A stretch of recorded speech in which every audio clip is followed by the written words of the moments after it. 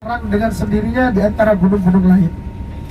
Di dalam Gunung Nur ini Bapak Ibu sekalian, tamu Allah tamu Rasulullah, terdapat gua namanya Gua Hira ya.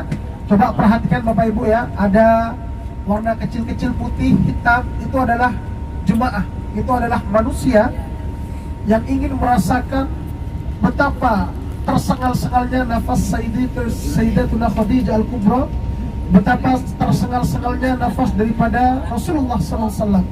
Mereka semua yang naik ke atas ini Bapak Ibu sekalian hanya semata-mata ingin merasakan seperti apa kondisi Rasulullah ketika mendaki yang namanya Jabal Nur ini Bapak Ibu sekalian.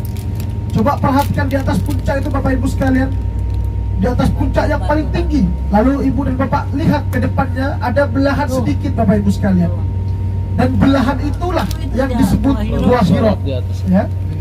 Belahan sedikit itu Bapak Ibu sekalian disebut Gua Hira ya. Yang mana gua ini Bapak Ibu sekalian lurus dengan yang namanya Baitullah ya. Jadi panjenengan kalau sudah ada di atas itu ada orang di atas Bapak Ibu sekalian. Semuanya orang-orang yang di atas itu tujuannya hanya ingin ke Gua Hira, hanya ingin merasakan bagaimana capeknya Rasulullah ketika naik ke Gua Hira. Ya. Disitulah Bapak Ibu sekalian Rasulullah menerima wahyu pertama kali berupa surah Al-Alaq ayat 1 sampai 5. Ketika itu penyampaian wahyunya dengan cara dipeluk oleh malaikat Jibril, lalu diperintahkan, ya Muhammad, Iqra ya Muhammad. Maka dijawab oleh Rasulullah, apa yang harus saya baca? Saya tidak bisa baca, saya buta huruf, kata Rasulullah SAW. Maka dipeluk oleh malaikat, lalu dilepaskan lagi, ya Muhammad, Iqra ya Muhammad. Dijawab oleh Rasulullah, saya tidak bisa baca. Dipeluk ketiga kalinya, Iqra ya Muhammad. Lagi-lagi Nabi Muhammad mengatakan, saya tidak bisa baca. Lalu apa yang dilakukan malaikat Jibril? Malaikat Jibril langsung memasukkan wahyu tersebut ke dalam dada Nabi Muhammad sallallahu alaihi wasallam. Ketika sudah sampai, maka Nabi Muhammad ingin bertanya, siapakah engkau? Tiba-tiba orang yang menghampiri Nabi Muhammad atau malaikat itu tiba-tiba sudah tidak ada di hadapan Nabi Muhammad SAW. Ketika melihat orang itu sudah tidak ada, maka Nabi Muhammad takut, maka Nabi Muhammad gemetaran, sehingga Nabi Muhammad turun berlari ke rumah Sayyidatuna Khadijah. Sampai di rumah Sayyidatuna Khadijah ditanya Nabi Muhammad oleh istrinya, ya suamiku ya Muhammad, kenapa engkau ketakutan? Maka diceritakan seperti apa yang telah terjadi di Gua Hira itu Bapak Ibu sekalian. Apa jawabannya Sayyidatuna Khadijah? Maka dijawab oleh Sayyidatuna Khadijah, saya percaya apa yang telah engkau alami adalah hal yang benar, hal yang hak ya. Maka dalam sejarah atas pernyataan Sayyidatuna Khadijah, wanita pertama kali iman kepada Rasulullah yaitu Sayyidatuna Khadijah.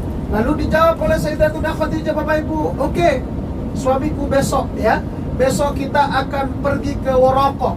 Waraqah bin Nawfal sepupu saya, dia pintar dalam menafsirkan hal-hal seperti ini. Maka berangkatlah keesokan harinya Bapak Ibu sekalian, dan diceritakan kepada Waraqah. Apa jawabannya Waraqah Bapak Ibu? Waraqah ini seorang Yahudi.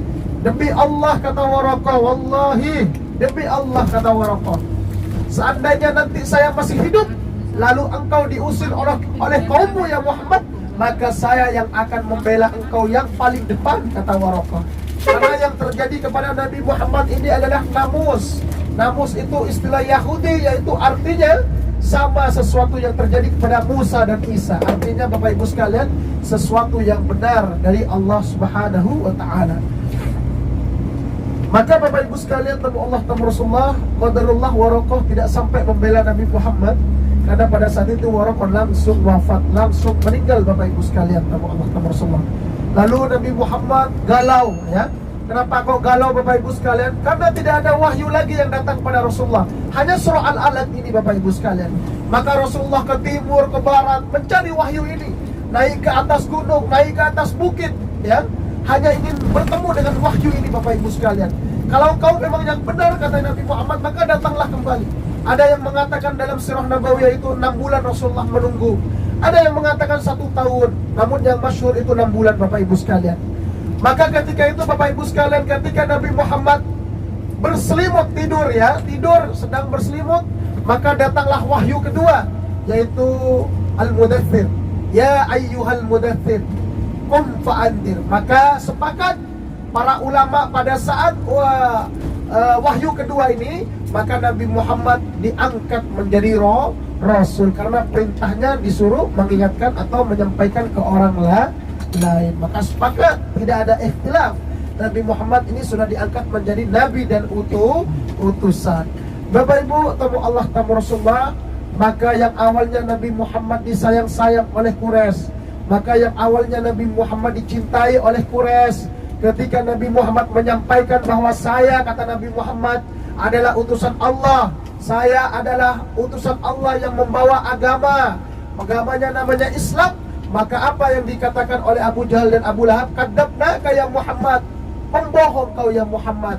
Yang awalnya dicinta menjadi didusta, Bapak Ibu sekalian. Siapa yang melakukan itu, Bapak Ibu? Yaitu Abu Lahab dan kawan-kawan.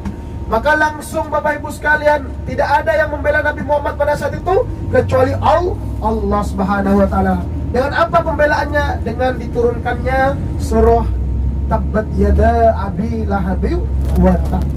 Maka sejak itulah, Bapak Ibu sekalian, Abu Lahab dan juga istrinya menjadi penghuni neraka, Bapak Ibu sekalian.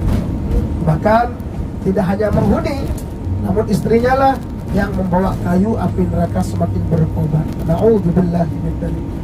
Bapak Ibu, tamu Allah, tamu Rasulullah, pelajaran yang kita dapatkan ketika Rasulullah menerima wahyu, yaitu betapa sempurnanya fisik Nabi Muhammad, betapa sehatnya fisik Nabi Muhammad, betapa sehatnya fisik Sayyidatuna Khadijah, yang mana kalau kita naik ke Jabal Nur itu, Bapak Ibu sekalian, merasakan capek yang sangat luar biasa. Namun Sayyidatuna Khadijah mengantarkan makanan kepada Nabi Muhammad 3 kali sehari, ya. Namun alhamdulillah sehat, Bapak Ibu sekalian. Dan depan kita, Bapak Ibu sekalian, sebelah kanan ya, ini adalah pemakaman Jannatul Ma'la ya.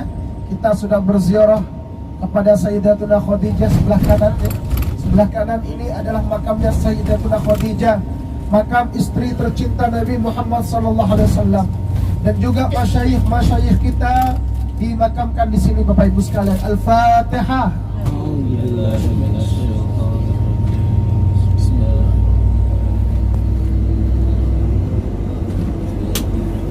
Dan itu bukti, Bapak Ibu sekalian, kalau kita mencintai dengan sungguh-sungguh, maka insya Allah dengan dikumpulkan dengan orang yang dicintai ya.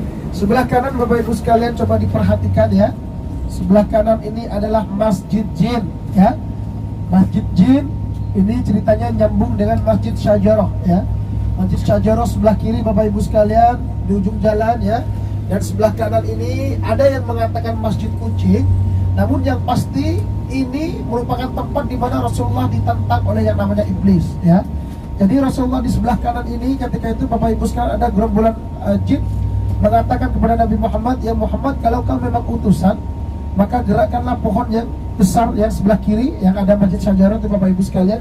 Syajarah itu artinya pohon, kesini kata jin tersebut. Maka atas izin Allah, Bapak Ibu sekalian, pohon itu, Bapak Ibu sekalian, bergerak ya, bergerak mengucapkan Assalamualaikum ya Rasulullah. Kaget, ketika kaget jin itu, Bapak Ibu sekalian, langsung membawa Nabi Muhammad ke masjid jin tadi, langsung mengucapkan syahadatain, artinya langsung masuk Islam pada saat itu. Kaget ya, kaget karena betul Nabi Muhammad ini memang utusan, Bapak Ibu sekalian. Bisa dipahami, Bapak Ibu? Sudah tidur semua, Bapak Ibu sekalian? Yang di belakang sudah tidur ya, kalau tidur jangan dibangunin Pak, biar dibawa supir ke Jeddah. Dan Bapak Ibu, alhamdulillah kita sudah selesai melaksanakan ibadah kita. Nah, bagi teman-teman yang mau order kaos keren, silakan bisa di marketplace Shopee, Tokopedia, Bukalapak maupun Lazada. Caranya tinggal ketik saja Muhammad Ervando ya. Nah, teman-teman tinggal pilih untuk kaos-kaos kerennya. Kemudian yang cocok langsung saja di order untuk kaos-kaos kerennya ya. Bisa di order satuan, lusinan, ataupun borongan, silahkan bebas. Nah, berikut ini saya kasih rangkumannya ya. Nah, teman-teman ketik saja di Shopee, Tokopedia, Bukalapak, Lazada, ketik Muhammad Ervando. Nah, kemudian juga tersedia kaos lengan panjang dengan desain-desain keren. Tinggal teman-teman pilih di marketplace Shopee, Tokopedia, Bukalapak, Lazada. Cuman untuk kaos lengan panjang ketiknya Vando Official Shop ya. Spesial untuk kaos lengan panjang, bisa untuk pria maupun wanita.